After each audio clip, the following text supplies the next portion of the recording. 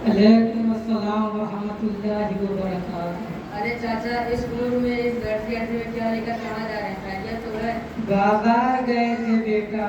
क्या इस उम्र में बाजार गए थे? क्या आपके बच्चे नहीं हैं? बच्चों का तो हाल ही न पूछो बेटा, बेटी, पोता, पोती सब मिलाकर 25 बच्चे हैं। मगर एक कहावत है ना, 100 पुत्र नाम की, एक को न काम की। यही हाल हमारा भी है। तौबा तौबा, ये कैसे बच्चे? क्या आपने उनको दीनी तालीम नहीं दी?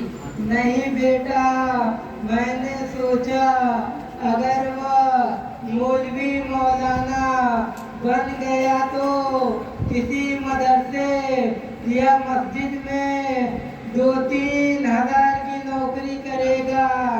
2-3 हजार रुपये में वो खुद क्या खाएगा, हमको क्या खिलाएगा, यही सोच के नहीं पढ़ाया। अरे चाचा, ये आपकी गंदी सोच है कि अगर दुनियावी तालीम हासिल करेगा तो खिलाएगा और दीनी तालीम हासिल करेगा तो भूखा मरेगा। देखिए, एक मौलाना साहब आ रहे हैं, उनसे मालूम करते हैं।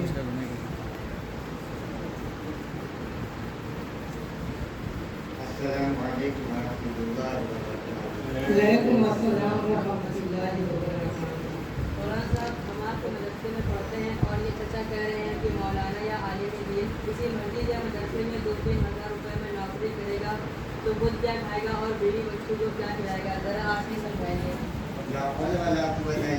देखिए चचा, ये सिर्फ आपकी नहीं बल्कि अक्सर लोगों की यही सोच है कि मौलवी मौलाना खा कमा नहीं पाते।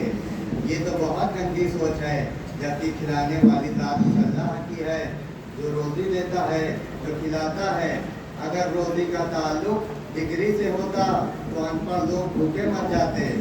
आपने देखा ही होगा, जिन्हें दस्तखत करना नहीं आता उनका नाम बड़े से बड़े ओहदों पर लिया जाता है। आपने देखा है कहीं कि मौलवी मौलाना बेकार घूम रहा हो, या कहीं भूखा मर रहा हो, या कहीं खुदकुशी कर रहा हो? इसके बरक्स से देखिए, डॉक्टर है तो उसकी डॉक्टरी नहीं चल रही है, वकील है तो उसकी वकालत नहीं चल रही है। क्यों चाचा, ऐसा है कि नहीं? हाँ मौलाना साहब, आपकी बात तो बिल्कुल सही है, मगर मैं क्या करूं? मेरे बेटे मेरा कहना न माने तो मैं क्या कर सकता हूँ? सुनिए चचा, अगर आपने उनको दीनी तालीम दी होती तो वो आपका कहना मानते और आपकी खिदमत करते। और मदरसे में यही तो सिखाया जाता है कि माँ के कदमों के नीचे जन्नत है और बाप जन्नत के दरवाजा। ऐसा है कि नहीं मौलाना साहब? देखिए चचा, इस ज़माने के माहौल को देखते हुए अपने बच्चों को दुनियावी तालीम के साथ दीनी तालीम देना बहुत ज़रूरी है, क्योंकि इस ज़माने में दुनियावी तालीम के साथ दीनी तालीम होगी तो उनके दिल में खुदा का खौफ होगा, उनका नफ्स भी पाकीज़ा रहेगा और बुराई से बचने में भी आसानी रहेगी। लिहाजा वकालत, डॉक्टरी, इंजीनियर और दूसरे कामों को इस्लाम के कवानीन के दायरे में रहकर करेगा। अब समझ में आया चचा? हाँ मौलाना साहब, हाँ बेटा, मैं आप दोनों की बात अच्छी से समझ गया हूँ और आपका शुक्रगुजार हूँ।